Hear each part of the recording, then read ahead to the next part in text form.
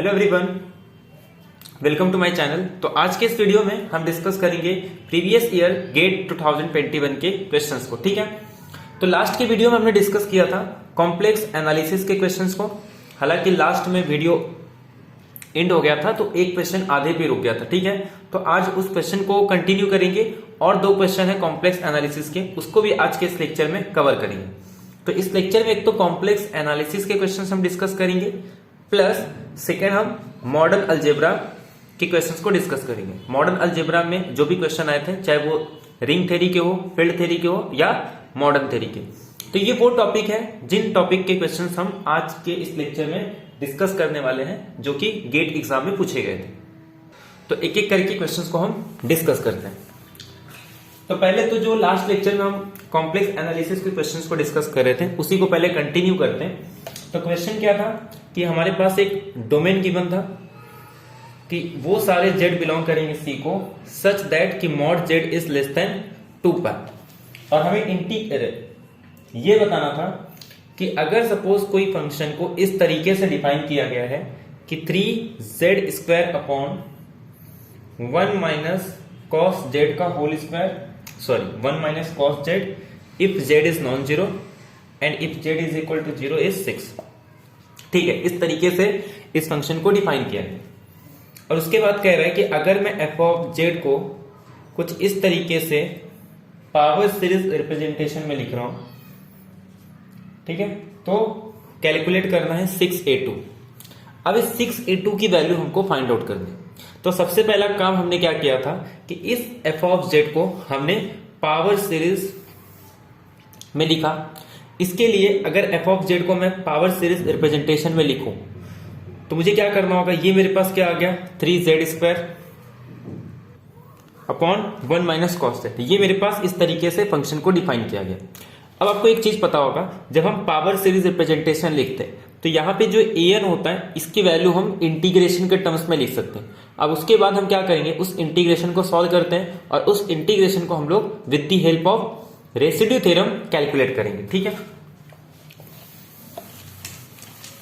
तो हमें पता होता है कि जो an है वो 1 upon 2πi the integral of f of z upon z raise to n plus 1 dz, और ये क्लोज जो भी हमारे पास मॉडुलस ऑफ z इज क्या गिवन है, less than 2π।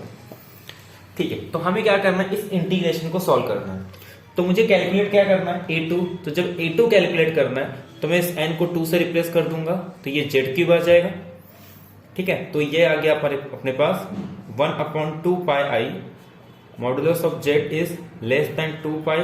f of z के प्लेस पे क्या लिख रहे हैं हम लोग, 3z² upon z³ into 1 minus cos z। तो यहां से ये z और z² कैंसिल होके ये सिंपल क्या बचेगा अपने पास, यहां से ये 3 को बाहर ले लेंगे, ये आ जाएगा अपने पास 1 upon z into 1 minus cos z।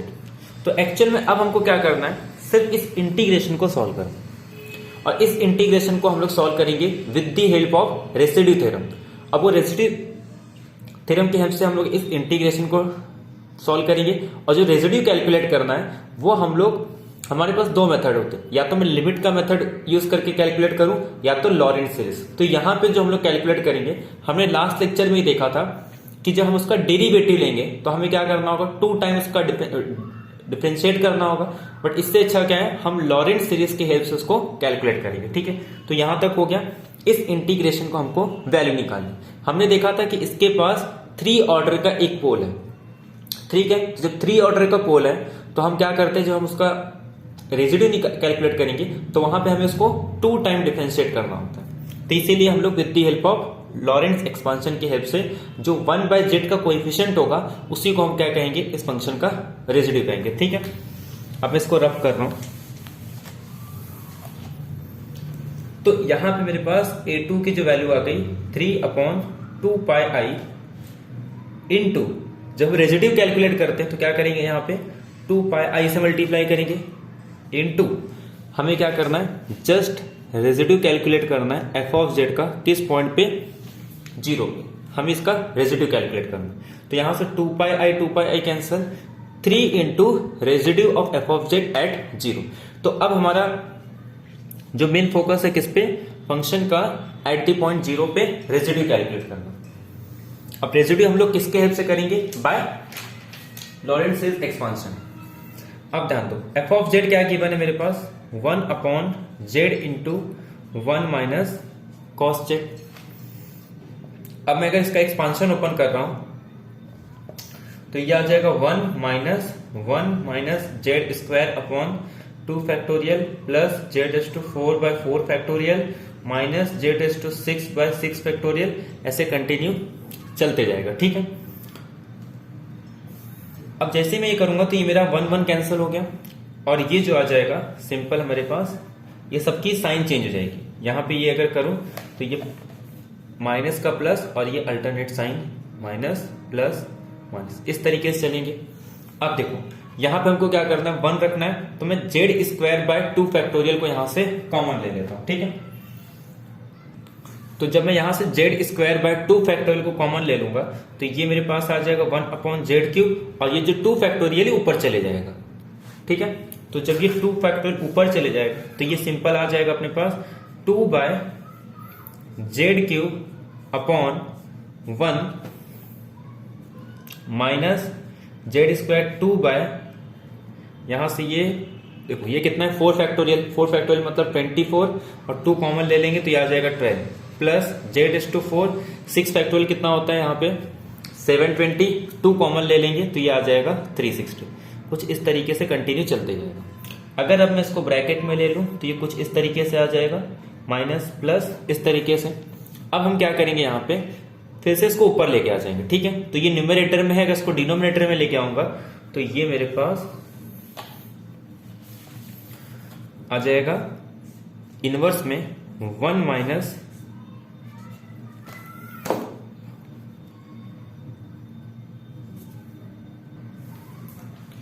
Z square by 12 minus z is to 4 by 360, ऐसे कंटिन्यू चलते जाए। अब हमें पता है कि जो 1 minus z is to n, इसको जब हम लोग ओपन करेंगे तो ये मेरे पास जेड इज टू एन हो जाता है, n is equal to 0 to infinity. तो जस्ट अपने को क्या करना है, इसको ओपन करना है। तो यहां पे ये पूरा जेड हो गया, तो अगर मैं इसी को ओपन करूंगा तो ये टर्म कहां से स्टार्ट होगा, 1 प्लस समथिंग, ये पूरे पॉइंट आ जाएंगे। ठीक है, तो पहले क्या आता है 1 प्लस जेड इस तरीके से आता है, तो इसका मतलब एक तो ये 1 आएगा प्लस पूरे ये टर्म्स आ जाएंगे, तो ये मेरे पास ये ओपन होके आ गया। ठीक है, अब ध्यान दो मुझे क्या चाहिए यहाँ पे, मुझे जो चाहिए वो जेड स्क्वायर का 1 बाय जेड का कोएफिशिएंट चाहिए। तो जब मैं इसमें इसको मल्टीप्लाई करूंगा तो ये तो 1 बाय जेड क्यूब आ जाएगा और जब इससे मल्टीप्लाई करूंगा तो ये मेरा 1 बाय जेड आ गया। तो 1 बाय जेड का कोएफिशिएंट क्या होगा, 2 इंटू 1 बाय 12।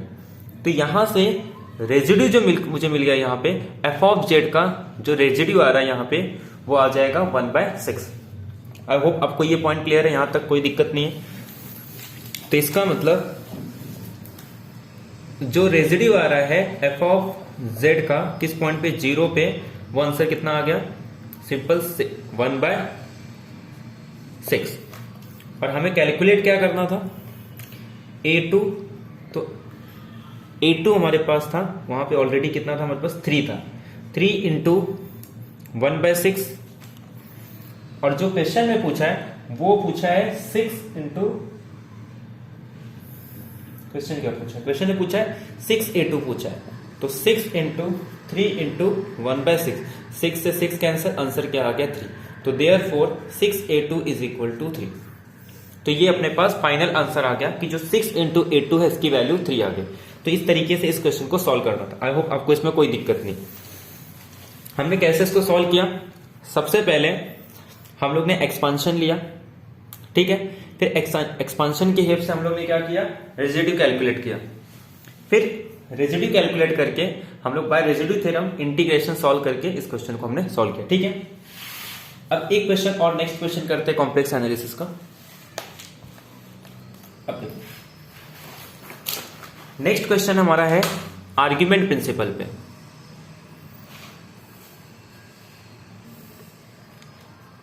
देखो इस क्वेश्चन में क्या कह रहा है कि एक रीजन गिवन है हमारे पास कि वो सारे कॉम्प्लेक्स नंबर होंगे जिसका रियल पार्ट 0 और 1 के बीच में है, और जबकि इमेजिनरी पार्ट जो है वो -11 पाई और से लेके 11 पाई तक है। ठीक है, मतलब जो y एक्सिस पे जो रहेगा वो -11 पाई से लेके 11 पाई तक, जबकि x जो है वो 0 और 1 के बीच में। अब ये कह रहा है कि सपोज गामा एक पॉजिटिवली ओरिएंटेड बाउंड्री है इस रीजन का, then the value of, simple इस इंटीग्रेशन की वैल्यू पूछ रहे हैं। अब इस इंटीग्रेशन में हमको आर्ग्यूमेंट प्रिंसिपल ही यूज करना है। ये कैसे पता चल रहा है, तो देखो डिनोमिनेटर का अगर मैं डेरिवेटिव लूं तो मेरे पास न्यूमरेटर आ जाएगा। ठीक है, 2 का 0 और e⁻z का डेरिवेटिव e⁻z, तो यहां पे मैं आर्ग्यूमेंट प्रिंसिपल का यूज कर सकता हूं। ठीक है, तो आर्ग्यूमेंट प्रिंसिपल का यूज करके हम इस क्वेश्चन को सॉल्व करेंगे। तो ये एप्लीकेशन किसका हो गया, आर्ग्यूमेंट प्रिंसिपल का। तो आर्ग्यूमेंट प्रिंसिपल क्या कहता है कि जो आर्ग्यूमेंट प्रिंसिपल है वो ये कहता है कि जब भी आपको कुछ इस फॉर्म में दिया गया 1/2 पाई f ऑफ z का अगर डेरिवेटिव ऊपर प्रेजेंट है तो हम इसको सिंपल क्या लिख सकते हैं कि जिस रीजन की बात की जा रही है उस रीजन में कितने number of f of z के नंबर ऑफ जीरोस हैं माइनस कितने उसके पास नंबर ऑफ पोल्स हैं। तो नंबर ऑफ जीरोस में से नंबर ऑफ पोल्स को माइनस कर देंगे, किसके, f ऑफ z को। तो हमें जस्ट क्या कैलकुलेट करना है कि इस f ऑफ z के पास कितने नंबर ऑफ जीरोस हैं और उसमें से माइनस कर देंगे कितने नंबर ऑफ पोल्स हैं। तो जस्ट हमको आइडेंटिफाई करना है कि f ऑफ z क्या है।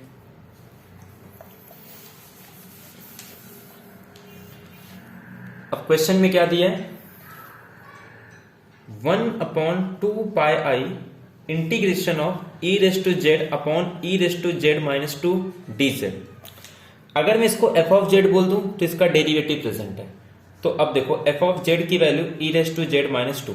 तो सबसे पहले तो क्लियर हो गया कि इसके डिनोमिनेटर में कुछ नहीं है, इसका मतलब इसके पास जो नंबर ऑफ पोल्स होंगे वो कितने आ जाएंगे, 0। तो जस्ट हमको क्या कैलकुलेट करना है कि कितने नंबर ऑफ जीरोस होंगे।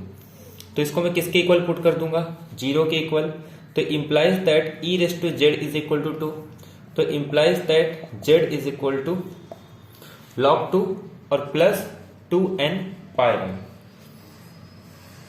अब ध्यान दिया, इसमें ये कह रहा है कि जो x की वैल्यू है वो तो 0 और 1 के बीच में है, जबकि जो y की वैल्यू है वो कहां से कहां तक लाई कर रहा है, -11 पाई से लेके +11 पाई तक। अब एक बात बताओ, y की ऐसे कितनी वैल्यू है, जबकि log 2 तो 0 और 1 के बीच में लाई करेगा, मतलब सपोज यहां पे कहीं होगा, तो ये कितने ऐसे पॉइंट होंगे जो इस रीजन में लाई करेंगे, ये वाले रीजन। अब देखो 2n पाई आई है हमारे पास, तो अगर मैं इस n को धीरे धीरे चेंज करूं तो 2n पाई ये कहां तक जा रहा है, 0 से लेके 11 पाई तक। तो अगर मैं सपोज n को 0 पुट करूं तब आ जाएगा ये, n को 1 पुट करूंगा तब आ जाएगा, n को 2 पुट करूंगा, 3 पुट करूंगा, 4 पुट करूंगा, 5, जैसे 6 पुट करूंगा तो 12 पाई, तो ये क्रॉस कर जाएगा। एक तो ये 6 आ गया, ऐसे ही माइनस में -1, -2, -3, -4 और -5।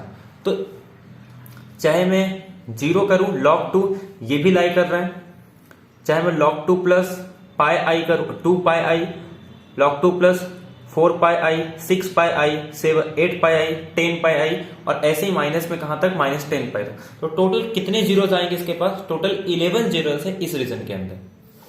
तो ये जो f ऑफ z है इसके पास जो नंबर ऑफ जीरोस है इस गिवन रीजन के अंदर वो टोटल कितने आ जाएंगे, 11।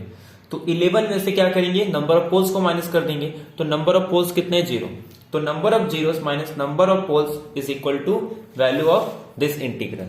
तो नंबर ऑफ जीरोस 11 है, नंबर ऑफ पोल्स 0, तो देयर आर, इसका जो आंसर आ जाएंगे 11, क्योंकि total there are 11 zeros of this f of z। ठीक है, आई होप आपको इसमें कोई दिक्कत नहीं है, बहुत ही सिंपल क्वेश्चन था कि इस तरीके से हम इस क्वेश्चन को सॉल्व कर देंगे। ठीक है, कोई अब एक लास्ट क्वेश्चन करते हैं हम लोग, जो कि रूसी थ्योरम पे। ठीक है, इसके बेस पे एक क्वेश्चन है, उस क्वेश्चन को सॉल्व करते हैं, उसके बाद फिर हम मॉडर्न अलजेब्रा के क्वेश्चंस को डिस्कस करते हैं। अब इसमें क्वेश्चन क्या है, सिंपल बहुत इजी क्वेश्चन है कि कितने नंबर ऑफ जीरोस पूछ रहा है किसका, एक पॉलिनोमियल दिया हमको, ठीक है, 3 into z⁵ plus 2iz² plus 7iz+1, ठीक है, कोई दिक्कत नहीं आता, बहुत सही। ये अपने पास एक f ऑफ z गिवन है और फिर कह रहा है एक रीजन गिवन है हमारे पास कि z belongs to C such that कि अगर मॉडुलस ऑफ z 1 और 7 के बीच में, तो अब अपने को करना क्या, ध्यान दो, कह रहा है कि इस एनालिस के अंदर कितने नंबर ऑफ जीरोस आएंगे इसके। तो हम क्या करते हैं, सिंपल इसी में से एक f ऑफ z ढूंढते हैं जिसका मॉडुलस ग्रेटर देन होना चाहिए किसके, g के मॉडुलस से। तो जितने नंबर ऑफ जीरोस इस f ऑफ z के पास होंगे उतने ही same number of zeros f of z plus g of z के पास भी होंगे। ये सिंपल कहता है रोशी थ्योरम कि इस रीजन के अंदर अगर f ऑफ z का मॉडुलस की वैल्यू g ऑफ z के मॉडुलस से ग्रेटर है तो इस f ऑफ z और दोनों के सम के पास सेम नंबर ऑफ जीरोस होते हैं। This is called a Rouché theorem, ठीक है। अब ध्यान दो, अब मुझे कहां से कहां तक फाइंड करना है, 1 से लेके 7 तक। तो पहले मैं ये देख लेता हूं कि इसमें कितने नंबर ऑफ जीरोस हैं। तो इसमें कितने नंबर ऑफ जीरोस हैं, अगर मुझे इसके लिए किसको सिलेक्ट करना है, f ऑफ z को, तो मैं f ऑफ z को सिलेक्ट करूंगा 7iz। और अगर मैं z इज इक्वल टू 1 पे इसका मॉडुलस निकालूं तो ये मेरे पास आ जाएगा 7, और बाकी जो g ऑफ z है वो क्या है मेरे पास 3z⁵ 2iz² + 1, और इसका मैं अगर 1 पे मॉडुलस निकाल रहा हूं z इज इक्वल टू 1 पे तो ये आ जाएगा 6। तो इसका मतलब f ऑफ z का मॉडुलस g ऑफ z के मॉडुलस से ग्रेटर देन है। तो इसके पास कितने नंबर ऑफ जीरोस आएंगे, जितने की f ऑफ z के पास है, और f ऑफ z के पास कितने जीरोस हैं, 1 डिग्री का पॉलिनोमियल कॉम्प्लेक्स के अंदर सिर्फ एक ही जीरोस होंगे। तो इस रीजन के अंदर या इस डोमेन के अंदर कितने नंबर ऑफ जीरोस है, सिर्फ एक जीरोस है। आई होप आपको ये पॉइंट क्लियर हो गया हो। तो अब टोटल 7 के अंदर जितने नंबर ऑफ जीरोस आएंगे उसमें से 1 को माइनस करना होगा। अब ये चेक करते हैं कि 0 से लेके 7 तक के बीच में कितने नंबर ऑफ जीरोस हैं। अब उसके लिए मुझे f ऑफ z को क्या सिलेक्ट करना होगा, क्लियरली दिख रहा है ये मेरे पास f ऑफ z है 3z⁵, और इसे मैं सिलेक्ट कर ले रहा हूं g of z is equal to 2iz² 7iz+1। अब ध्यान दो, अगर मैं इसमें 7 पुट कर दूं ये वैल्यू बहुत ग्रेटर हो जाएगी, ठीक है, क्योंकि ये देखो ये 7 का स्क्वायर 49 इंटू 7 और 7 इंटू 7 49, मतलब 49 7 टाइम्स और 49 यहाँ पे 1 टाइम, तो 49 कितने टाइम्स हो जाएगा 8+1। अब ये नंबर और कहाँ ये कितने टाइम्स है इसमें 7 इंटू 7 इंटू 7 इंटू 7 इंटू 7, कितने टाइम आ गया टोटल, ये 5 टाइम, जबकि ये 2, और अगर मैं इसको 7 मान लूं तो टोटल ये लगभग 3 टाइम होगा, जबकि ये कितने टाइम है 5, और 3 एक्स्ट्रा आ गया। तो देयरफॉर क्लियरली दिख रहा है कि इसका जो मॉडुलस है वो g ऑफ z के मॉडुलस से ग्रेटर देन आ जाएगा। तो f ऑफ z का मॉडुलस g ऑफ z के मॉडुलस से ग्रेटर है, तो इस f ऑफ z के पास उतने ही नंबर ऑफ जीरोस होंगे जितने की f of z plus g of z, या फिर ये कह सकते हैं कि f of z plus g of z के पास सेम नंबर ऑफ जीरोस होंगे जितने की f ऑफ z के पास। f ऑफ z के पास 5 डिग्री का पॉलिनोमियल है, तो इस रीजन के अंदर इसके पास टोटल 5 नंबर ऑफ जीरोस होंगे। तो देयरफॉर इस टोटल के पास इसके पास कितने नंबर ऑफ जीरोस होंगे 5। यहां से यहां तक, यानी कि इस रीजन में मेरे पास टोटल कितने नंबर ऑफ जीरोस हैं 5, और इस रीजन के अंदर मेरे पास कितने नंबर ऑफ जीरोस हैं 1। मुझे किसके बीच में चाहिए, इस एनालिस में चाहिए, तो 5 में से 1 माइनस कर देंगे तो there are 4 zeros in the given domain. तो जो गिवन डोमेन है हमारे पास उसमें उसके पास टोटल 4 नंबर ऑफ जीरोस होंगे। आई होप आपको ये पॉइंट क्लियर होगी, इसमें कोई दिक्कत नहीं, ठीक है। अब बात करते हैं मॉडर्न अलजेब्रा के क्वेश्चंस को, ठीक है। तो गेट के क्वेश्चंस हमारे सारे कंप्लीट हो गए जो कि कॉम्प्लेक्स एनालिसिस से रिलेटेड थे। अब हम जो नेक्स्ट डिस्कस करेंगे वो डिस्कस करेंगे मॉडर्न अलजेब्रा के क्वेश्चंस को, ठीक है। टोटल 5 क्वेश्चन है, तो एक एक करके हम डिस्कस करते हैं। जिसमें देखो एक क्वेश्चन जो है जो कि सिंपल रिलेटेड है किससे, नंबर ऑफ यूनिट से, ठीक है। तो सिंपल क्वोशंट रिंग के अंदर यूनिट्स हमको निकालने कि कितने नंबर ऑफ यूनिट है किसके अंदर, क्वोशंट रिंग के अंदर। तो पहला जो क्वेश्चन है वो क्वोशंट रिंग और उसके पास यूनिट कितने उससे रिलेटेड है। एक क्वेश्चन हमारा सीलो थ्योरम से रिलेटेड है, एक क्वेश्चन हमारे पास रिलेटेड है सिंपल कॉन्जुगेट से रिलेटेड, कॉन्जुगेसी से रिलेटेड, ठीक है। और एक क्वेश्चन हमारा सिंपल फील्ड के ऑर्डर से रिलेटेड है, और एक क्वेश्चन हमारा ये काफी इंपॉर्टेंट क्वेश्चन है जो कि इररिड्यूसिबल एलिमेंट प्लस और प्राइम एलिमेंट। तो ये टोटल 5 क्वेश्चन है जो हम डिस्कस करने वाले हैं, ठीक है। तो सबसे पहले हम बात करते हैं क्वोशंट रिंग के अंदर एक क्वोशंट रिंग गिवन है हमारे पास, उसके पास कितने नंबर ऑफ यूनिट होंगे, ठीक है, वो हमको कैलकुलेट करना है। पहले देखते हैं क्वेश्चन क्या है, उसके बाद फिर एक एक करके क्वेश्चन को सॉल्व करते हैं, ठीक है। देखो फर्स्ट क्वेश्चन क्या दिया है कि आई एक आइडियल है जो कि जनरेट हो रहा है बाय दिस पॉलिनोमियल। इस 2 डिग्री के पॉलिनोमियल का यूज करके हम क्या कर रहे हैं, एक आइडियल को जनरेट कर रहे हैं। कहां पे, इन द पॉलिनोमियल रिंग, मतलब जो सारे कोएफिशिएंट होंगे वह कहां से होंगे, जेड क्यूब से होंगे, where z cube denote the ring of integers modulo 3।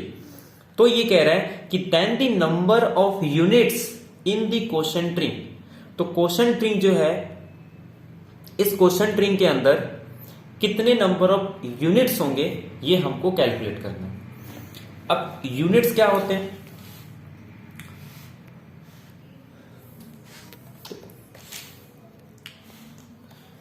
तो सपोज आर मेरे पास कोई एक रिंग है, ठीक है, और मैंने कोई एक एलिमेंट ले लिया बिलोंग्स टू आर, इसको हम क्या कहते हैं, इस सेट टू बी यूनिट। तो यूनिट अगर ये है तो इसका मतलब इसका इनवर्स एग्जिस्ट करेगा। If there exist a u dash such that कि u into u dash is equal to identity, या फिर यू डैश इंटू ई, ठीक है। तो सिंपल कहने का मतलब ये है कि अगर ये एलिमेंट इसके पास अगर इसका इनवर्स एग्जिस्ट कर रहा है, तो ऐसे रिंग के वो सारे एलिमेंट जिनके पास उनका यूनिट, उनका इनवर्स होता है, ऐसे एलिमेंट को हम कहते हैं कि ये यूनिट है, ठीक है। तो ये हमारे पास यूनिट का डेफिनेशन हो गया। अब ये यूनिट किसमें पूछ रहा है, ये कह रहा है कि R बाय आई एक क्वोशंट रिंग डिफाइन किया है, ठीक है। और ये जो आइडियल है ये जनरेट हो रहा है किससे, इस पॉलिनोमियल से। पहली बात तो हमको ये आइडेंटिफाई करना होगा कि इसके पास एलिमेंट किस तरीके से होंगे। अब एक बात बताओ, अगर ये एक क्वोशंट रिंग है, पहले तो मैं ये चेक कर लेता हूं कि ये एक रिड्यूसिबल पॉलिनोमियल है या एक इरिड्यूसिबल पॉलिनोमियल है, ठीक है। तो सबसे पहले तो यही चेक कर लेते हैं कि ये रिड्यूसिबल है या इरिड्यूसिबल है। X square plus x plus 1, क्यों, अपने को ये भी पता है कि अगर ये इरिड्यूसिबल पॉलिनोमियल है तो ये फील्ड आ जाएगा, और अगर ये एक फील्ड है तो ये अपने पास, अच्छा पहले मैं आपको रिजल्ट रिकॉल करवा देता हूं, उसके बाद फिर ये करते हैं। जैसे अगर मैंने इसके अंदर एक रिंग ले लिया, ठीक है, और ये एक पी है, ठीक है, ये मान लो एक हमें पता है कि ये एक जेड पी एक फील्ड होता है, और ये मैंने एक पॉलिनोमियल रिंग ले लिया, ठीक है। तो अगर मैं ये एक पॉलिनोमियल रिंग ले रहा हूं और मैंने इसमें से एक पॉलिनोमियल ले लिया, और जो कि एक इरिड्यूसिबल पॉलिनोमियल है, क्या है ये, एक इरिड्यूसिबल पॉलिनोमियल है। और अगर ये एक इरिड्यूसिबल पॉलिनोमियल है ऑफ डिग्री n, ये n डिग्री का एक इरिड्यूसिबल पॉलिनोमियल है, तो हम लोग क्या कहेंगे कि ये एक फील्ड फॉर्म करता है। क्या करता है ये एक फील्ड बनता है, और जिसकी ऑर्डर होती है p⁻n ऑर्डर का, ठीक है। तो p⁻n ऑर्डर का ये एक फील्ड हो जाता है। तो ये आपको एक पॉइंट ध्यान रखना। तो सबसे पहले हम क्या करते हैं, चेक कर लेते हैं कि जो हमारे पास पॉलिनोमियल दिया वो इरिड्यूसिबल है या रिड्यूसिबल है। अगर वो इरडिसिबल हो गया तो हमारा काम और आसान हो जाएगा, सिंपल वो एक फील्ड हो जाएगा और उसके जितने भी एलिमेंट है वो सारे यूनिट्स हो जाएंगे। तो P मेरे पास क्या है कि वो कहां से लिया गया है, मतलब फील्ड के जो एंट्री है वो कहां से, Z3 से। तो P इज इक्वल टू 3 और पॉलिनोमियल का डिग्री कितना है 2। तो देयरफॉर जो एक फील्ड बनेगा उसका ऑर्डर कितना हो जाएगा 9 और उसके सारे एलिमेंट के पास यूनिट्स होगा। क्योंकि किसी भी रिंग को हम फील्ड कब कहते हैं या फिर किसी भी इंटीग्रल डोमेन को फील्ड हम तब कहते हैं जब उसके पास जितने भी एलिमेंट हैं वो क्या होने चाहिए, यूनिट्स होने चाहिए। यानी कि हर एक एलिमेंट के पास इनवर्स एग्जिस्ट करना चाहिए विथ रिस्पेक्ट टू मल्टीप्लीकेशन, जिसमें से जीरो को निकाल देते हैं, जितने भी every non zero element has a inverse. तो सबसे पहला काम क्या है मेरा, चेक करना कि जो पॉलिनोमियल दिया है x square plus x plus 1 ये इरडिसिबल है या फिर रिड्यूसिबल। अब सिंपल अगर ये 2 डिग्री का है तो किसी भी पॉलिनोमियल 2 डिग्री के पॉलिनोमियल को ये चेक करना है कि वो इरडिसिबल है या रिड्यूसिबल है। जस्ट ये चेक कर लो उसका जो रूट है वो अगर फील्ड को बिलोंग कर रहा है तब तो ठीक है। अब देखो मेरे पास Z3 में जो एलिमेंट आएंगे वो 0 1 2। तो अगर ये इसके अंदर 0 1 2 अगर इसका रूट हो गया तो हम लोग इसको रिड्यूसिबल बोलेंगे, अगर ये रूट नहीं है तो इसको इरडिसिबल बोलेंगे। जब मैं 0 पुट कर रहा हूं तो 1 नॉन जीरो, मैं 1 पुट कर रहा हूं तो 3 यानी कि 0। तो सिंपल कहने का मतलब ये है कि ये जो पॉलिनोमियल दिया ये इरडिसिबल नहीं है, तो इसका मतलब ये किसी फील्ड को आइसोमॉर्फिक नहीं होगा। तो एक पॉइंट तो यहां से क्लियर हो गया। अब थोड़ा ध्यान दो, इसका मतलब रिड्यूसिबल हो गया, तो रिड्यूसिबल हो गया और किस पॉइंट पे आ रहा है, 1 पॉइंट पे आ रहा है। तो 1 पॉइंट पे आ रहा है तो इसका मतलब मैं कुछ इस तरीके से इसको लिख सकता हूं, कोई दिक्कत नहीं इसमें। तो अब मैं एक बात बताऊं, क्वोशिएंट रिंग को मैं डिवाइड कर रहा हूं किसी 2 डिग्री के पॉलिनोमियल से, ठीक है। किससे डिवाइड कर रहा हूं, एक 2 डिग्री के पॉलिनोमियल। r बाय आई के एलिमेंट कैसे होते हैं, x plus I such that जो x बिलोंग्स टू r, ठीक है। ये डेफिनेशन हो गया कि x कहां से बिलोंग करे, r से, और ये जनरेटेड, जिसमें से ये जो आइडियल है ये किससे जनरेट हो रहा है, ये x square plus x plus 1, ठीक है।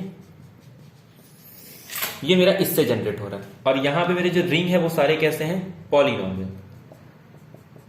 अब थोड़ा ध्यान दो, जब मैं अब ये जो एक्स स्क्वायर प्लस 1 है ये रिड्यूसिबल पॉलिनोमियल है, तो इसको मैं कुछ लिख सकता हूं, कुछ इससे जनरेट हो रहा है। तो इसका मतलब जब मैं यहां पे जो भी आएगा वो मेरा रिमाइंडर आने वाला है। यहां पे जो हम लोग लिखेंगे, जब किसी भी पॉलिनोमियल को मैं किसी दूसरे पॉलिनोमियल से डिवाइड करता हूं तो मैं इसको किस तरीके से लिखता हूं, तो मैं इसको किससे डिवाइड कर रहा हूं, x माइनस 1 के स्क्वायर से। मैं इसको लिखूंगा, यहां पे कुछ क्वोशिएंट आ जाएगा और ये x माइनस 1 स्क्वायर। इसका मतलब क्या होगा कि ये जो है ये इससे जनरेट हो रहा है, तो ये तो इसी के साथ आ जाएगा। तो यहां पे जो p ऑफ x रहेगा, क्योंकि ये वाले जो पूरे फॉर्म आएंगे ना वो तो इसमें चले जाएंगे, क्योंकि इससे जनरेट हो रहा है। इसका मतलब क्या होता है कि इससे कोई आइडियल जनरेट हो रहा है, इसका मतलब इस फॉर्म में होगा। तो यहां पे क्या आएगा, यहां पे एक रिमाइंडर बचेगा। तो रिमाइंडर अगर किसी 2 डिग्री के पॉलिनोमियल से मैं डिवाइड कर रहा हूं तो यहां पे जो रिमाइंडर आएगा वो एक लीनियर आएगा, ठीक है। तो ये सबसे इंपॉर्टेंट पॉइंट था कि यहां पे जो p ऑफ x होगा वो किस तरीके से होगा, ये सबसे इंपॉर्टेंट था। तो यहां पे जो p ऑफ x होगा वो कुछ इस तरीके से आएगा, प्लस आइडियल जनरेट। अब इसको मैं रफ कर देता हूं, x square plus x plus 1 such that जो ये ax प्लस b है ये बिलोंग कर रहा है रिंग को, और वेयर जो ये AB है ये बिलोंग करेंगे Z3 को। आई होप ये पॉइंट आपको क्लियर हो गया होगा। अब इस ax प्लस b में जो AB आएंगे वो कहां से होंगे, Z3 से होंगे, मतलब 0 1 2 से। अब इससे डिसाइड करेगा कि ax प्लस b किस टाइप के होंगे, ठीक है। अब इसके बेसिस पे हम लोग क्या करते हैं, ax प्लस b को एक एक एलिमेंट इसको फाइंड आउट करते हैं, ठीक है। आई होप आपको ये सारे पॉइंट क्लियर हो गए होंगे।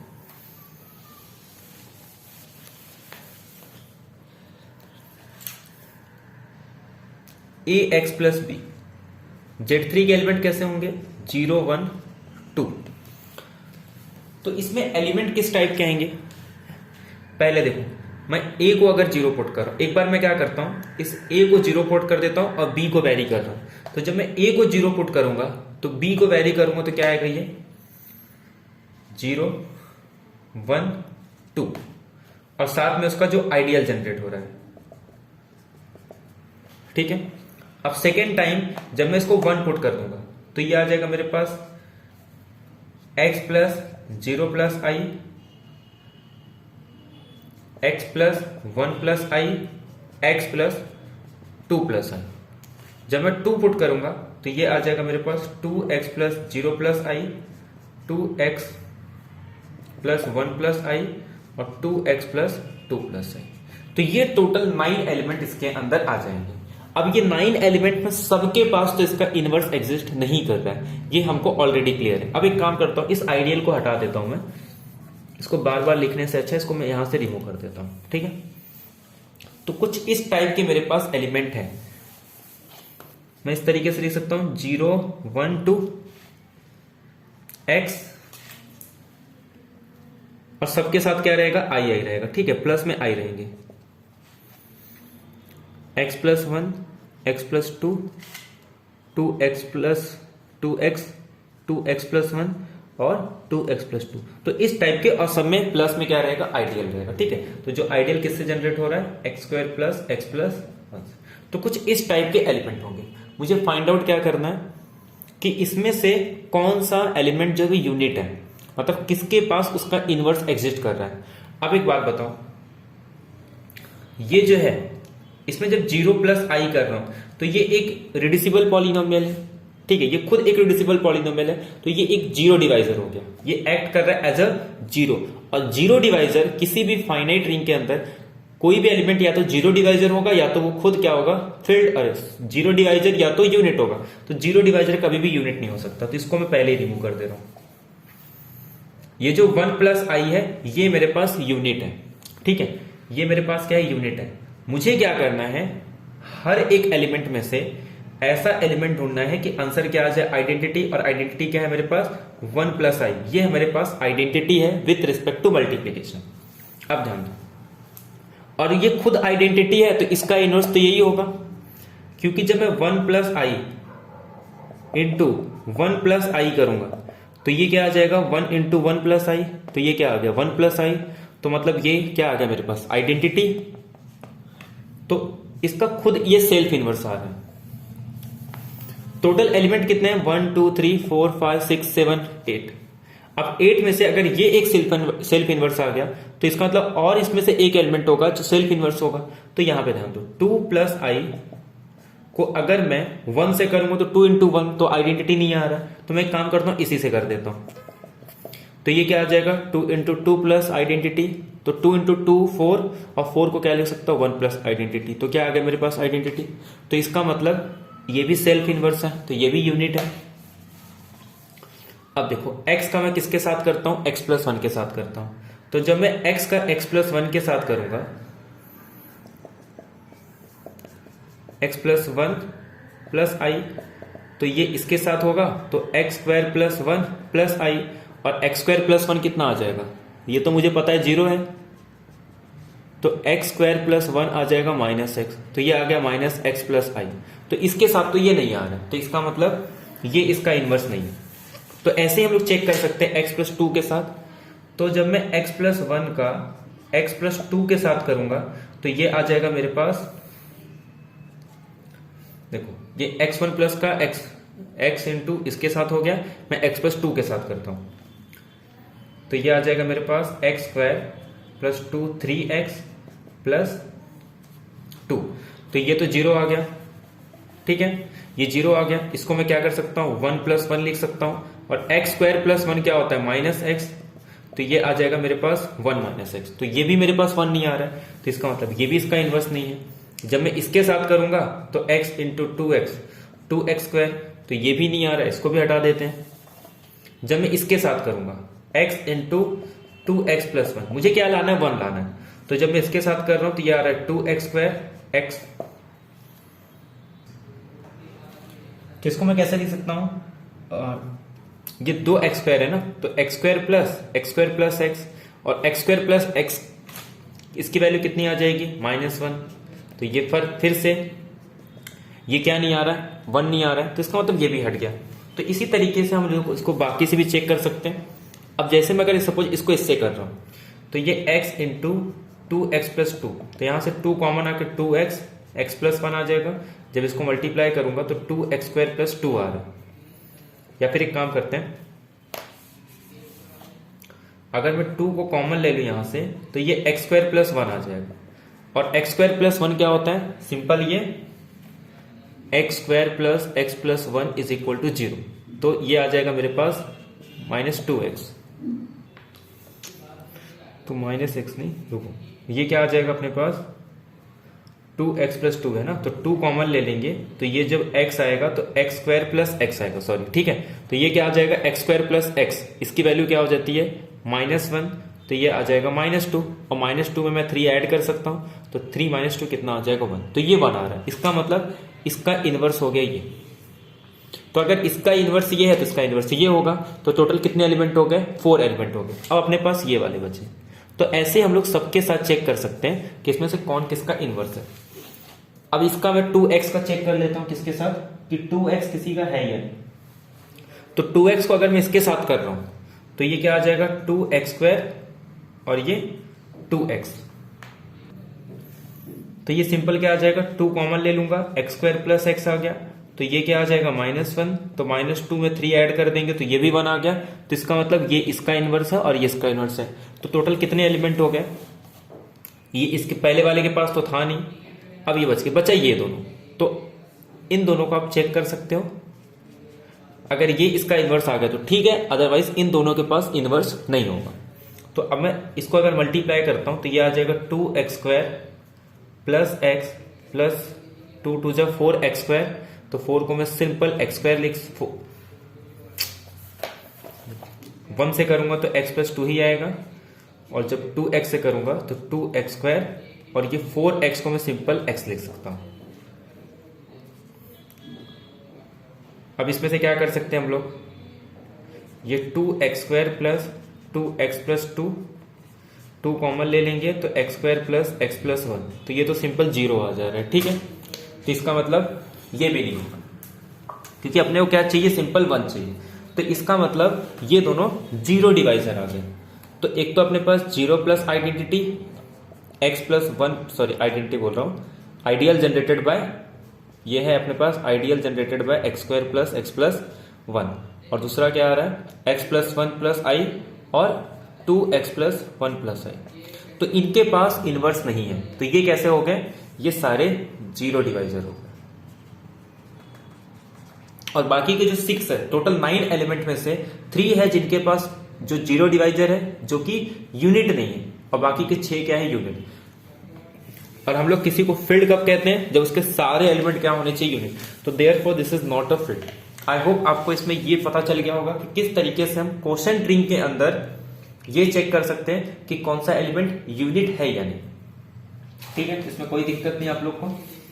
अब नेक्स्ट क्वेश्चन देखते हैं।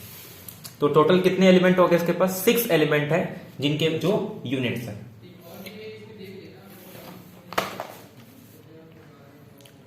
देखो नेक्स्ट क्वेश्चन क्या कह रहा है, कितने नंबर ऑफ 5 सिलो सब ग्रुप होंगे in the symmetric group S5 of the degree 5। मतलब 5 डिग्री का कितने नंबर ऑफ 5 सिलो सब ग्रुप इन द, अच्छा सिमेट्रिक ग्रुप के अंदर 5 सिलो सब ग्रुप कितने होंगे ये पूछ रहा है, ठीक है।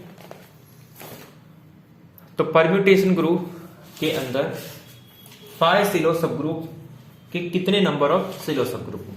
देखो एक तो डायरेक्ट फॉर्मूला है, आप उससे निकाल सकते हो कि अगर कभी भी आपको sp दिया जाए एक परम्यूटेशन ग्रुप, ठीक है, अगर ये एक परम्यूटेशन ग्रुप है जिसमें p क्या होना चाहिए, प्राइम नंबर, और आपसे कोई पूछे कि pSSG के कितने नंबर ऑफ सब ग्रुप होंगे या फिर कितने नंबर ऑफ pSSG होंगे, तो आप सीधे कह दोगे p - 2 का फैक्टोरियल। तो यहां पे S5 है, p इज इक्वल टू 5 आ गया।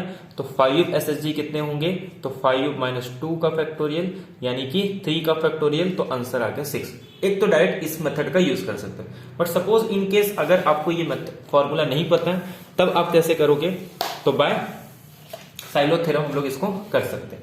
अब साइलो थ्योरम क्या कहता है, एस फाइव के ऑर्डर की मैं अगर बात करूं तो ये आ जाएगा अपने पास 5 फैक्टोरियल। 5 फैक्टोरियल मतलब 120, तो ये 12 इंटू 10, तो 12 मतलब 2 का स्क्वायर इंटू 3, 2 इंटू 5, तो ये आ गया अपने पास 8 इंटू 3 इंटू 5। ठीक है, तो ये अपने पास इसको लिख सकता हूं 2 का क्यूब 3 इंटू 5। मुझे क्या चाहिए, 5 SHG चाहिए, तो 5 SHG टोटल कितने होंगे 1 प्लस 5 के, जो कि डिवाइड करेंगे 2 क्यूब इंटू 3 को। इसको मैं क्या लिख सकता हूं 8 3 जा 24।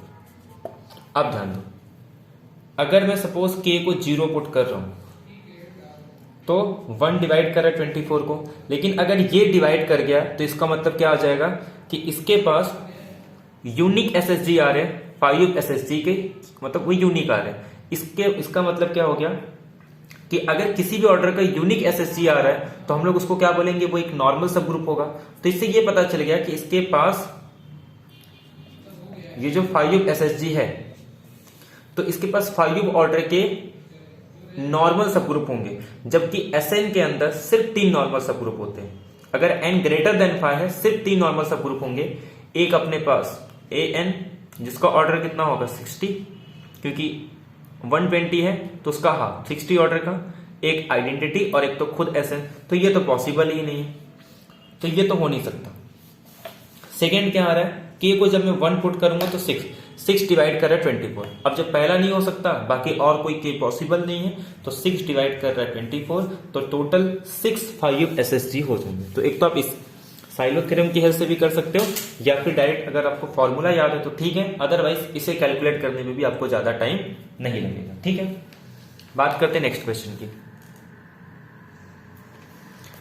नेक्स्ट क्वेश्चन क्या कह रहे हैं कि जी एक ग्रुप है जिसका ऑर्डर कितना है 5:4।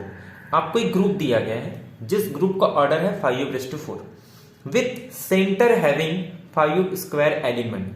मतलब सिंपल सीधा साधा है, एक ग्रुप है जिस ग्रुप का ऑर्डर 5:4 है और उसके पास सेंटर, मतलब जिसका सेंटर ऑफ ग्रुप है उसके पास 5 स्क्वायर, यानी ग्रुप के पास 5:4 यानी कि 625 एलिमेंट है। उस 65 एलिमेंट में से 25 सेंटर ऑफ ग्रुप के अंदर, जो हर एक एलिमेंट के साथ कम्यूट कर रहे हैं। अब ये आपसे ये पूछ रहा है कि कितने नंबर ऑफ कॉन्जुगेसी क्लासेस होंगे इन जी के पास कितने नंबर ऑफ कॉन्जुगेसी क्लासेस होंगे, ये कैलकुलेट करना है। अब यहां पे ध्यान दो, बेसिकली अपने को 3 डेफिनेशन पता होनी चाहिए, जिसमें से एक को कहा जाता है जेड ऑफ जी, एक होता है हमारे पास एन ऑफ ए और एक होता है सी। इसे हम लोग कहते हैं सेंटर ऑफ ग्रुप, इसे हम लोग कहते हैं नॉर्मलाइजर ऑफ ए, और इसे हम लोग कहते हैं क्लासेस ऑफ ए। ठीक है, सेंटर ऑफ जी के अंदर ग्रुप के वो सारे एलिमेंट होंगे सच दैट जो ग्रुप के हर एक एलिमेंट के साथ कम्यूट करते हैं। ग्रुप के वो एलिमेंट उठा लो जो ग्रुप के हर एक एलिमेंट के साथ कम्यूट करते हैं, the element which commute with every element of g. Second normalizer क्या होता है, ये कहता है कि ग्रुप के वो एलिमेंट जो कि ए के साथ कम्यूट करते हैं। क्लासेस ऑफ ए जो इसके साथ,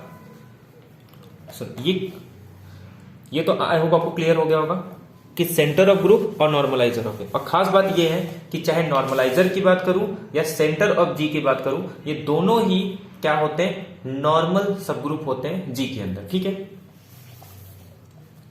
इसमें क्या होता है सी एल ऑफ ए, इसमें वो सारे एलिमेंट आते हैं जो इसके साथ क्या होंगे, सिमिलर होंगे।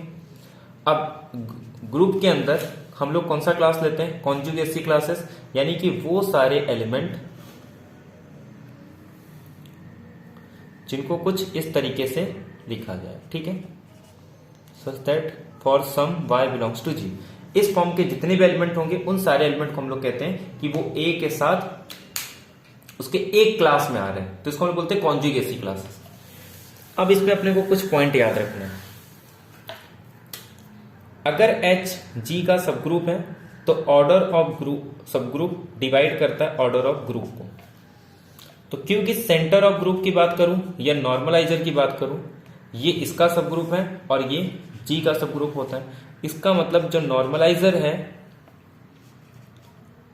उसका ऑर्डर डिवाइड करेगा ग्रुप के ऑर्डर को और नॉर्मलाइजर का ऑर्डर को डिवाइड करेगा सेंटर ऑफ जी का ऑर्डर। ठीक है, तो ये पॉइंट आपको ध्यान रखना है कि सेंटर ऑफ जी, क्योंकि ध्यान दो सेंटर ऑफ ग्रुप के अंदर ये मेरे पास एक ग्रुप है, इसके अंदर ये सपोज मेरे पास सेंटर ऑफ जी है। ये क्या कहता है कि ये ग्रुप के हर एक एलिमेंट के साथ कम्यूट करता है। नॉर्मलाइजर क्या कहता है कि इसमें एक एलिमेंट मैंने ले लिया और उसके साथ जितने कम्यूट कर रहे हैं, ये तो हर एक के साथ कम्यूट कर रहे हैं, तो ये एक एलिमेंट के साथ ये तो सारे कम्यूट करेंगे, बट इसके अलावा भी कुछ एलिमेंट होंगे जो इसके साथ कम्यूट करने वाले, क्योंकि इसके अंदर जितने भी एलिमेंट है वो जी के हर एलिमेंट के साथ कम्यूट करते हैं, तो बाय डिफॉल्ट इसके साथ भी कम्यूट करेगा। बट हो सकता है कुछ ऐसे भी एलिमेंट हो जो इसके बाहर हो बट फिर भी इसके साथ कम्यूट करते हैं। ये इसका सब ग्रुप है नॉर्मलाइजर ऑफ ए का, और ये सब ग्रुप है जी का, और ये भी इसका सब ग्रुप है, ये भी इसका सब ग्रुप है, ये भी इसका सब ग्रुप है। ठीक है, तो इसका ऑर्डर इसको डिवाइड करेगा, इसका ऑर्डर इसको डिवाइड करेगा। तो ये पॉइंट आपको ध्यान रखना, इसी का हमको यहां पे यूज करना है। अब इसमें भी एक थ्योरम यूज करते हैं। जैसे मान लो मैंने किसी ग्रुप का एक एलिमेंट उठा लिया ए, अगर ए बिलोंग कर रहा है जी को, ठीक है, अब मैं क्या करूंगा, अगर ये ए जो है, अगर ए बिलोंग कर रहा है सेंटर ऑफ जी को, तो ग्रुप का ऑर्डर,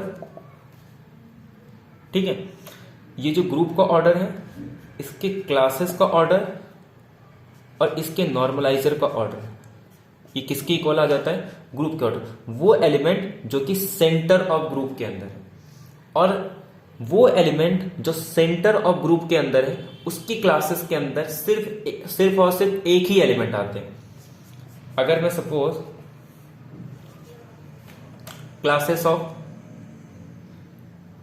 ये सपोज हर एक एलिमेंट के साथ कम्यूट कर रहा है, ठीक है, तो हर एक एलिमेंट के साथ अगर ये कम्यूट कर रहा है तो मैं इसको कैसे लिख सकता हूं, एक्स इनवर्स एक्स,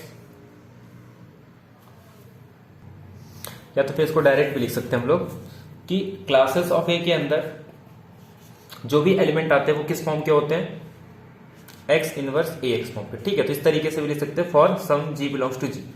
तो अगर सपोज फॉर एग्जांपल ये सेंटर ऑफ ग्रुप के अंदर बिलोंग कर रहा है, तो सेंटर ऑफ ग्रुप के अंदर क्या होता है, हर एलिमेंट एक दूसरे के साथ कम्यूट करते हैं, तो इसको मैं इस तरीके से लिख सकता हूं। तो ये आइडेंटिटी, तो इसके अंदर सिर्फ एक ही एलिमेंट आएंगे। अगर कोई भी एलिमेंट सेंटर ऑफ ग्रुप के अंदर बिलोंग कर रहा है तो उसके क्लासेस के अंदर सिर्फ एक ही एलिमेंट आते हैं और वो एक सिंगल का पार्टीशन बनाता है। ठीक है,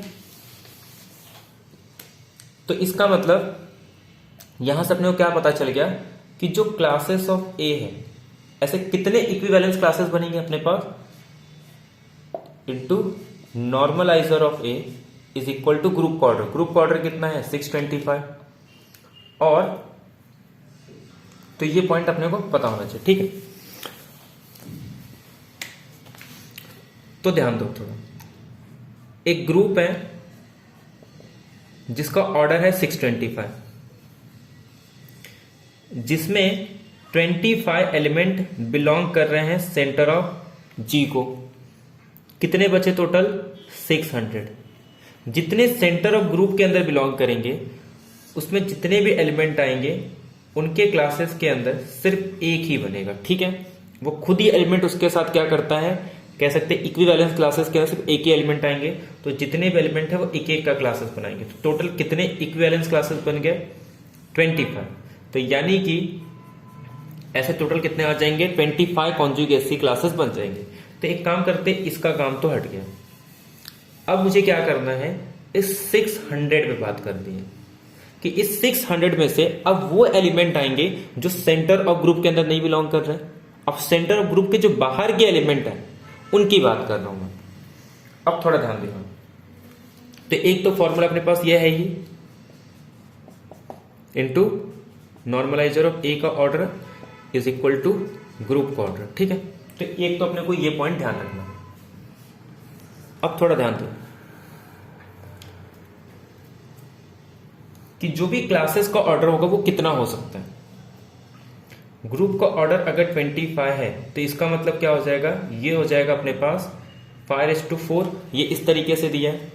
तो जो पॉसिबल ऑर्डर है इसके कितने हो सकते हैं, ये हो सकता है अपने पास 1, 5, 5 का स्क्वायर, 5 का क्यूब, 5:4।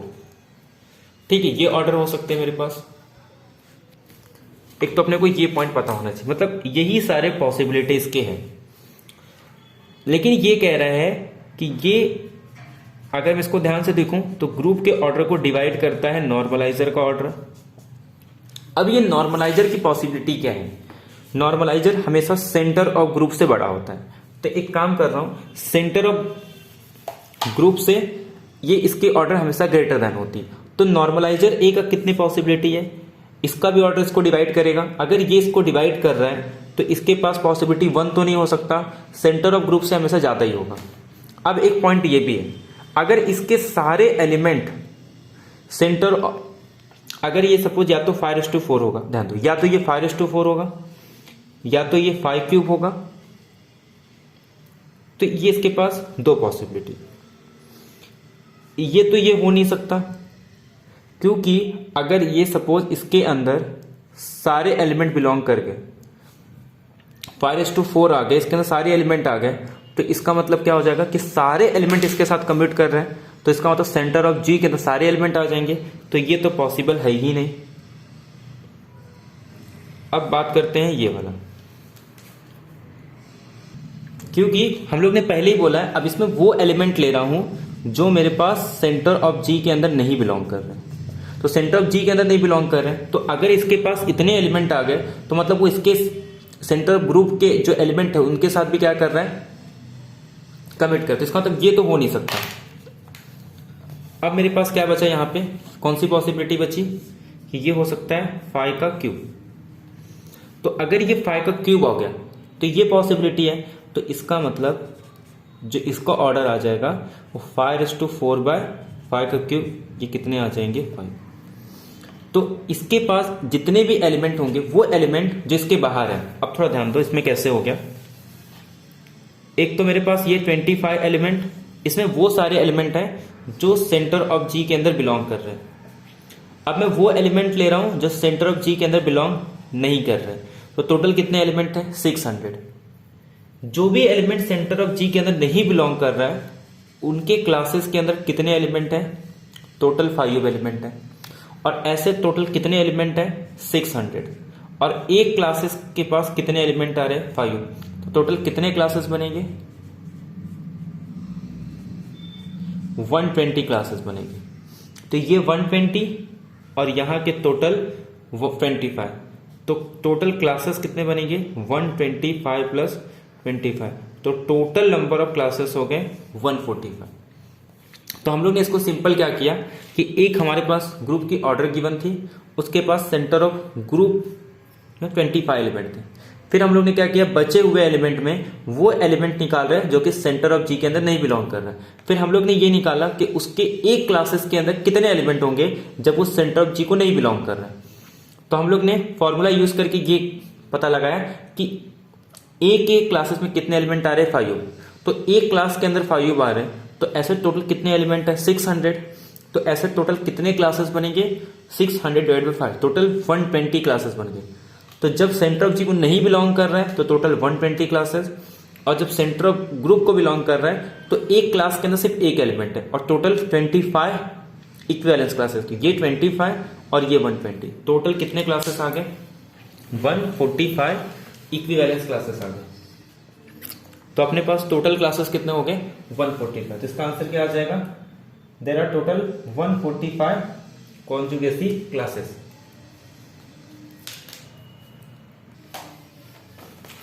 अब देखो नेक्स्ट क्वेश्चन की बात करते हैं हम लोग। इसमें क्या कह रहे हैं ध्यान सुनो, F एक फाइनाइट फील्ड है और F स्टार एक group of all elements of F under multiplication if F star has a subgroup of order 17 then the smallest possible order of the field.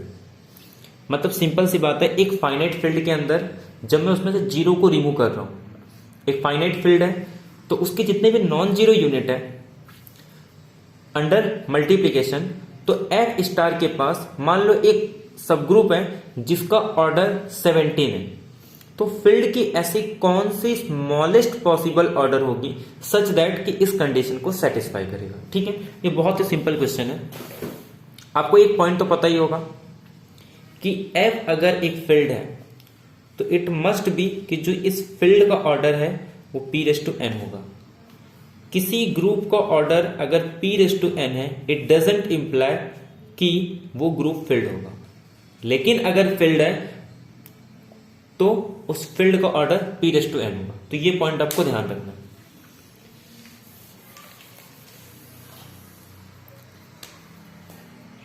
अब देखो क्या गिवन है अपने पास कि f एक फील्ड है। f स्टार मतलब क्या होता है, f में से मैं किसको हटा दूंगा, जीरो को, और इसके पास 17 ऑर्डर का सब ग्रुप है। अगर 17 ऑर्डर का सब ग्रुप है तो ये डिवाइड करेगा किसको, f स्टार के ग्रुप को। तो इसका मतलब जो f स्टार का ऑर्डर है वो 17 इंटू के आ जाएगा। तो f में कितने एलिमेंट होंगे, तो जो f का ऑर्डर है उसमें एक एलिमेंट ज्यादा होगा, तो 17k प्लस 1 बस हो गया। तो फील्ड का जो भी ऑर्डर होगा वो इसी फॉर्म में होगा। लेकिन अगर अपने को स्मॉलेस्ट पॉसिबिलिटी चाहिए तो एक कंडीशन तो ये आ गया कि फील्ड का ऑर्डर हमेशा किस फॉर्म में होता है, p रेस टू n में, और यहां से पता चल गया कि वो किस फॉर्म में आएगा, 17k प्लस 1। अब चेक कर लेते हैं कि k की ऐसी कौन सी पॉसिबल वैल्यू होगी जिसमें कि फील्ड का order p raise to n। k को 0 पुट करूंगा तो 1, तो 1 तो prime p raise to n के फॉर्म में नहीं। 2 पुट करूंगा तो कितना आ जाएगा, 35, तो ये तो 7 इंटू 5 है, तो ये भी नहीं आएगा। अगर मैं 3 पुट करता हूं तो 52 आ रहा है, 52 तो और अजीब है, ये भी नहीं आएगा। ठीक है, अगर मैं 4 पुट करता हूं तो 17 इंटू 4 प्लस 1, तो ये 69, ये भी नहीं आएगा। ये भी 13 इंटू, ये भी 3 से कैंसिल हो जाएगा। ठीक है, फिर 17 इंटू 5 प्लस 1, तो ये आ जाएगा 86, ये भी नहीं आ रहा है। अगर मैं 17 इंटू 6 प्लस 1 करूं तो 17 इंटू 6 ना, तो 102 प्लस 103, इसका कोई फैक्टर आएगा यहाँ पे, तो 1 से भी नहीं कैंसिल हो रहा है, ये 2 से भी नहीं हो रहा है, 3 के टेबल में भी नहीं आएगा, 4 5 6 7 17 33 नहीं, 8 9 10 11, मतलब प्राइम नंबर है। ठीक है, तो प्राइम नंबर है जिसको 103 रेस टू 1, तो ये p रेस टू n के ऑर्डर में where n is equal to 1। तो देयरफॉर पॉसिबल ऑर्डर क्या है अपने पास, 103। तो फील्ड की स्मॉलेस्ट पॉसिबल ऑर्डर क्या होगी, 103, सच दैट कि जो f स्टार है इसका ऑर्डर कितना होगा, 102।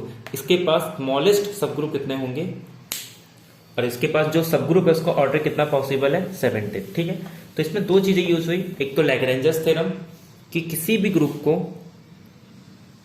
किसी ग्रुप के ऑर्डर को उसके सब ग्रुप का ऑर्डर डिवाइड करता है, और सेकेंड किसी भी फील्ड का order p raise to n के फॉर्म में होता है where p is a prime number. I hope आपको ये पॉइंट क्लियर हो गया। अब ये बहुत इंपॉर्टेंट क्वेश्चन है कि जेड डिनोट कर रहा है एक रिंग ऑफ इंटीजर्स है। मैं एक कंसिडर करूंगा एक subring r is equal to a plus b root minus 17, a b belongs to z of the field of a complex number. दो स्टेटमेंट दिया है कि इसका एक एलिमेंट उठा रहा हूं 2 प्लस रूट माइनस 17, ये एक इरडिसिबल एलिमेंट है, और सेकेंड में कह रहा प्राइम एलिमेंट। मतलब सीधा साधा क्वेश्चन ये इरडिसिबल और प्राइम एलिमेंट को लेके है। ठीक है, तो सबसे पहले हम लोग समझते हैं कि इरडिसिबल और प्राइम एलिमेंट का डेफिनेशन क्या होता है।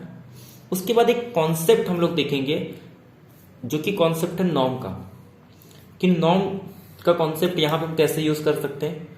तो इन दोनों कॉन्सेप्ट का यूज करके हम लोग ये चेक करेंगे कि ये इरडिसिबल है या प्राइम है। तो सबसे पहले हम लोग क्या देखते हैं कि इरडिसिबल और प्राइम का डेफिनेशन क्या होता है। जैसे हम लोग नेचुरल नंबर के अंदर पढ़ते हैं, एक प्राइम नंबर और एक होता है यूक्लिड्स लेमा। तो वैसे ठीक उसी तरीके से हम लोग यहां पे भी प्राइम एलिमेंट और एक इरेड्यूसिबल एलिमेंट पढ़ते हैं, ठीक है। जो हम लोग नेचुरल नंबर के अंदर जिसे प्राइम एलिमेंट कहते हैं वो यहां पे इरेड्यूसिबल एलिमेंट होता है, और जो वहां पे यूक्लिड्स लेमा होता है वही कॉन्सेप्ट हम लोग यहां पे प्राइम एलिमेंट कहते हैं, ठीक है। तो एक होता है प्राइम एलिमेंट,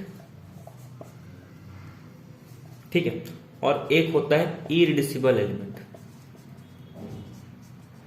दोनों में डिफरेंस क्या है? तो सबसे पहले अगर सपोज आर एक be a commutative ring with unity, अगर आर एक कम्यूटेटिव रिंग विथ यूनिटी है सी आर ई, इसमें से मैं एक एलिमेंट उठा रहा हूं। पहली कंडीशन ये है ये नॉन जीरो और नॉन यूनिट होना चाहिए। ठीक इसी तरीके से मैं यहां से भी एक एलिमेंट उठाऊंगा जो कि नॉन जीरो और नॉन यूनिट होना चाहिए। तो इस non zero non unit element को हम लोग कब प्राइम एलिमेंट कहेंगे, और यहां पे सिंपल ए ले लेता हूं, कब इरेड्यूसिबल एलिमेंट करेंगे, ये अपना क्वेश्चन, ठीक है। जब हम लोग सिंपल नेचुरल नंबर के अंदर जब प्राइम एलिमेंट का डेफिनेशन देखते हैं तो प्राइम एलिमेंट का जो डेफिनेशन है वो यहां पे नहीं होगा, जो यूक्लिड्स लेमा था वो हम यहां पे यूज करेंगे कि अगर सपोज P किसी AB को डिवाइड कर रहा है तो या तो P A को डिवाइड करना चाहिए या तो P B को डिवाइड करना। तो जो यूक्लिड्स लेमा है वही यहां पे हमारा प्राइम एलिमेंट है। अब बात करते हैं इरेड्यूसिबल एलिमेंट की। इरेड्यूसिबल एलिमेंट क्या कहता है कि अगर इस P को मैं AB के फॉर्म में लिख रहा हूं तो या तो ये A यूनिट हो जाए या तो फिर ये B यूनिट हो। अगर किसी भी P को मैं A इंटू B के फॉर्म में लिखूं तो या तो A यूनिट होना चाहिए या तो B यूनिट होना चाहिए। अगर ऐसा हो गया तो हम लोग कहेंगे कि P इरेड्यूसिबल है, अदरवाइज ये इरेड्यूसिबल है। प्राइम एलिमेंट P अगर किसी भी AB को डिवाइड कर रहा है तो या तो वो A को डिवाइड करना चाहिए या तो B को डिवाइड करना चाहिए। इसका हम यूज करते हैं जब हम लोग यूनिक फैक्टराइजेशन डोमेन या फिर वगैरह पढ़ते हैं तब, ठीक है। अब थोड़ा ध्यान दो, यहां पे हमें जो कॉन्सेप्ट पढ़ना है नॉर्म का, पहले हम वो डिस्कस कर लेते हैं कि डेफिनेशन क्या होता है नॉर्म का। आपको ये एडजॉइंट एलिमेंट तो पता ही होगा कि जैसे अगर मैं कभी पे ये लिखता हूं तो इसका मतलब क्या होता है, इससे कोई भी एलिमेंट है, यहां पे सपोज क्या ले लूं, फॉर एग्जांपल मैं यहां पे आर ले रहा हूं, ठीक है। तो इसको कुछ इस तरीके से लिखा जाता है where a b belongs to f, ठीक है। तो ये एक जस्ट नोटेशन है। तो ऐसे ही हम एक नोटेशन का यूज करेंगे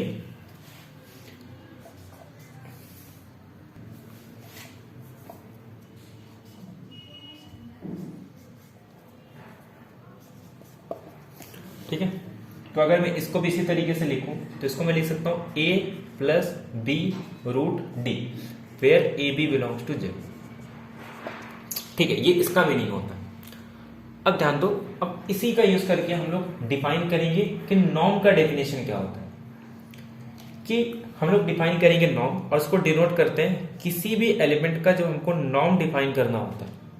मैंने इसमें से कोई भी एलिमेंट लिया और उस एलिमेंट का मुझे डिफाइन करना है नॉर्म, तो हम डिफाइन करते हैं कुछ इस तरीके से a का स्क्वायर माइनस डी बी का स्क्वायर। ये हमारे पास नॉर्म का डेफिनेशन हो। अब इंपॉर्टेंट क्या है, इससे रिलेटेड कुछ प्रॉपर्टीज। इसका पहला प्रॉपर्टी ये है कि नॉर्म अगर जीरो होगा सिर्फ और सिर्फ जब वो खुद जीरो एलिमेंट हो। नॉर्म की सेकेंड प्रॉपर्टी है कि norm of x into y, norm of x into norm of y for every xy belongs to j root t। Third property है, ये दोनों तो ज्यादा यूज नहीं होता, सबसे इंपॉर्टेंट प्रॉपर्टी थर्ड और फोर्थ प्रॉपर्टी। थर्ड प्रॉपर्टी ये कि x इज ए यूनिट। अगर इसके किसी भी एलिमेंट को यूनिट बनना है तो ये तभी हो सकता है जब उसका नॉर्म जो है वो क्या होना चाहिए, 1। और फोर्थ प्रॉपर्टी ये इंपॉर्टेंट कि if n of x is a prime number, अगर ये जो नॉर्म आ रहा है ये अगर एक प्राइम नंबर हो गया then x is an irreducible.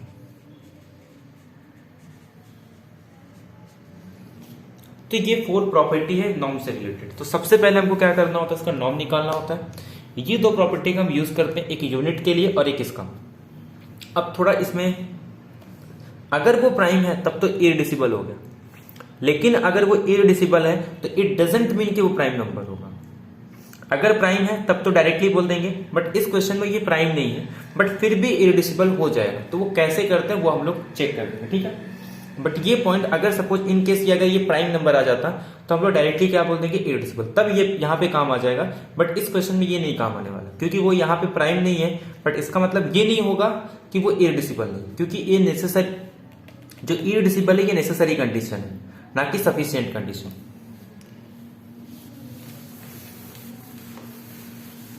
कि प्राइम एलिमेंट होने के लिए उसको इररिड्यूसिबल होना पड़ता है, लेकिन इररिड्यूसिबल है इट डजंट इंप्लाई कि उसका नॉर्म प्राइम होगा, ठीक है। तो यहां पे कोई दिक्कत नहीं है। अब देखो, अब मैं क्वेश्चन को ध्यान से देखता हूं। मेरे पास दिया हुआ है एक element x is equal to 2 plus क्या है, 2 प्लस रूट माइनस 70। पहली बात तो यहां पे जब मैं d की बात करूं तो d मेरे पास माइनस 17 है, a मेरे पास 2 है और b मेरे पास 1 है। तो जब मैं नॉर्म x का निकालूंगा तो ये मेरे पास हो जाता है a square minus d b square. तो a स्क्वायर 4 आ गया, d के प्लेस पे माइनस 17 मतलब ये प्लस इनटू b के प्लेस पे 1, ठीक है। तो ये मेरे पास प्राइम नंबर नहीं आ रहा, सबसे पहले पॉइंट। तो ये मेरे पास एक प्राइम नंबर नहीं आ रहा है। 17 1 है ना, तो 17 प्लस 20। तो आई होप आपको यहां तक तो क्लियर हो गया कि इसका नॉर्म क्या आ रहा है, 21।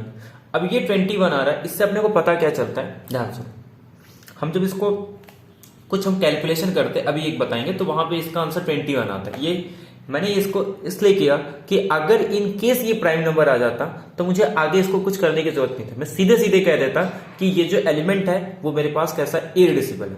बट ये प्राइम नहीं है, तो इसके लिए अब मुझे इस चीज को चेक करना होगा कि ये जो एलिमेंट है ये इररिड्यूसिबल है या नहीं। यहां पे अब हम लोग किसका यूज करेंगे, डेफिनेशन का यूज कर। आई होप आपको ये पॉइंट तो क्लियर हो गया होगा कि अगर ये प्राइम होता तो कैसे हम लोग चेक करते हैं कि ये इररिड्यूसिबल एलिमेंट है या नहीं। अब हम डेफिनेशन का यूज करते हैं। डेफिनेशन क्या कहता है कि अगर मैं इस एलिमेंट को किसके फॉर्म में लिखूंगा, 2 एलिमेंट के फॉर्म में लिख दूंगा। जैसे मैंने कहा कि इसको मैं कुछ a plus root minus 17 b और a plus root minus 17 d इसके फॉर्म में लिख पा रहा हूं, ठीक है। अगर मैं इस तरीके से लिख रहा हूं तो या तो ये यूनिट होना चाहिए या तो ये यूनिट होना चाहिए। तो अब इसको सॉल्व करने के लिए हम लोग क्या करेंगे, सिंपल इसका कॉन्जुगेट ले लेंगे। तो अगर जब मैं इसका कॉन्जुगेट ले लूंगा तो ये 2 माइनस रूट माइनस 17 और ये आ जाएगा a minus root minus 17 b, a minus root minus 17 b। जब कॉन्जुगेट है तो हम लोग क्या करते हैं, रियल पार्ट और इमेजिनरी पार्ट का स्क्वायर। तो रियल पार्ट 4 है और इमेजिनरी पार्ट रूट 17 है। तो रूट 17 का 17 और 17 4 कितना आ जाएगा, 21। तो ये वही आता है, आप इसको डायरेक्ट भी कर सकते हो जो वहां पे हमारे पास नॉर्म में आता है, ठीक है। और अगर मैं इसको सॉल्व कर रहा हूं तो ये मेरे पास आ जाएगा a स्क्वायर प्लस ये 17 b स्क्वायर। ऐसे सेकेंड में क्या आ जाएगा, यहां पे ये सी डी, ये क्या आ जाएगा c square plus 17 D square. अब इन दोनों को इस तरीके से लिखना है। तो अब इसमें 3 केस आएंगे। इसके फैक्टर कितने हो सकते हैं, एक तो मैं 3 इंटू 7 कर सकता हूं, या तो मैं इसको 7 इंटू 3 कर सकता हूं, या तो मैं 1 इंटू 21 या फिर 21 इंटू 1 इस तरीके से लिख सकता हूं। अब इसमें तो कोई दिक्कत नहीं है, अगर ये 21 आ गया तो इसमें से एक यूनिट है, इसमें तो कोई प्रॉब्लम नहीं। बट प्रॉब्लम कहां है, यहां पे इसमें तो एक यूनिट आ गया। अगर एक भी यूनिट आ गया तो वो इररिड्यूसिबल है। अब ये चेक कर लेते हैं कि ये पॉसिबल है या नहीं। अगर ये पॉसिबल है तब तो ये इररिड्यूसिबल नहीं होगा, बट ये चेक करते हैं कि ये पॉसिबल है। a square plus 17 b square, ये क्या कभी 3 हो सकता है। इसको 3 होने के लिए अब ध्यान दो, इसको तो हमेशा 1 ही होना पड़ेगा, क्योंकि मैं इसको डिवाइड करके इसको कम तो कर नहीं सकता हूँ, ये हमेशा पॉजिटिव वैल्यू है। तो सीधे सीधे मुझे इसके पास एक ही ऑप्शन है 0। अब क्या किसी का स्क्वायर 3 होता है? नहीं, तो ये तो रॉन्ग हो गया। ऐसे 7 के लिए भी इसको 0 होना पड़ेगा, सी स्क्वायर प्लस 17d², तो d को 0 होना पड़ेगा और सी स्क्वायर कभी 7 नहीं हो सकता। ठीक इसी तरीके से इस केस में भी कर सकते, तो ये तो पॉसिबल ही नहीं है, और जो पॉसिबल है उसमें से एक यूनिट है, तो देयरफॉर ये इरडिसिबल एलिमेंट है। इरडिसिबल एलिमेंट का यही डेफिनेशन था कि इस एलिमेंट को अगर मैं कुछ इस तरीके से लिखूं तो ये तो पॉसिबल ही नहीं है, सिर्फ इस तरीके से लिख पा रहा हूं, तो या तो ये यूनिट होना चाहिए या तो ये यूनिट होना चाहिए। तो इस केस में ये मेरे पास क्या है? यूनिट है। तो क्लियरली ये अपने पास क्या आ गया? इरडिसिबल एलिमेंट आ गया। आई होप आपको ये पॉइंट तो क्लियर हो गया होगा कि ये जो एलिमेंट है ये इरडिसिबल है। तो पी स्टेटमेंट तो मेरा ट्रू है। अब बात करते हैं सेकेंड स्टेटमेंट की।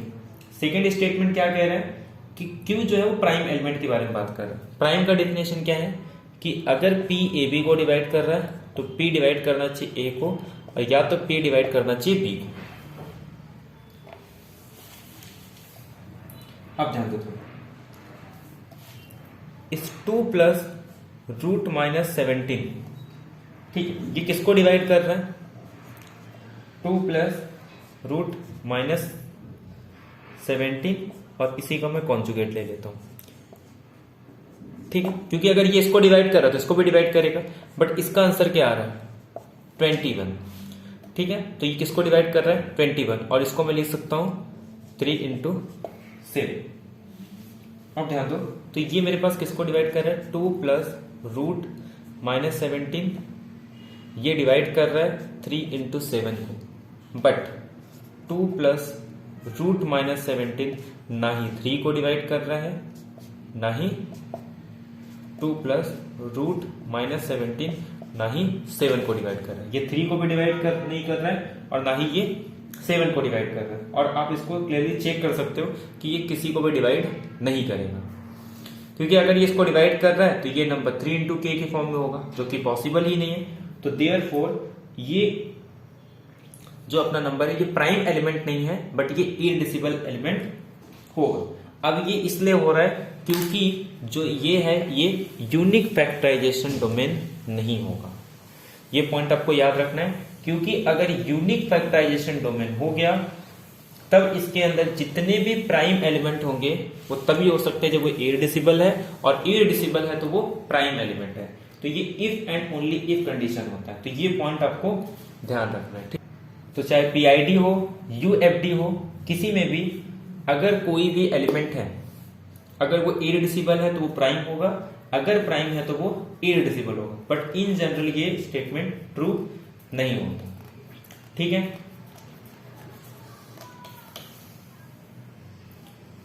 आई होप आपको सारे क्वेश्चन क्लियर हो गए होंगे। तो ऐसे नेक्स्ट लेक्चर में हम लोग अप्लाइड के क्वेश्चंस को डिस्कस करेंगे, ठीक है। तो आज हमारे मॉडर्न अलजेब्रा के क्वेश्चंस हो गए, और साथ ही साथ सेकंड कौन से हो गए? कॉम्प्लेक्स एनालिसिस के जो बचे हुए क्वेश्चन थे। नेक्स्ट लेक्चर में हम लोग डिस्कस करेंगे अप्लाइड के क्वेश्चंस को, ठीक है। अप्लाइड में भी एक तो पीडीई प्लस ओडीई यानी कि पार्शियल डिफरेंशियल इक्वेशन और ऑर्डिनरी डिफरेंशियल इक्वेशन, इनके क्वेश्चंस को हम नेक्स्ट लेक्चर में सॉल्व करेंगे। आई होप आपकी तैयारी काफी अच्छे तरीके से चल रही होगी, तो उसको अच्छे तरीके से कंटिन्यू करो। उसके बाद फिर 10 दिन बाद आपका नेट का ही पेपर है, ठीक है। तो मिलते हैं नेक्स्ट लेक्चर में। Thank you very much, have a nice day.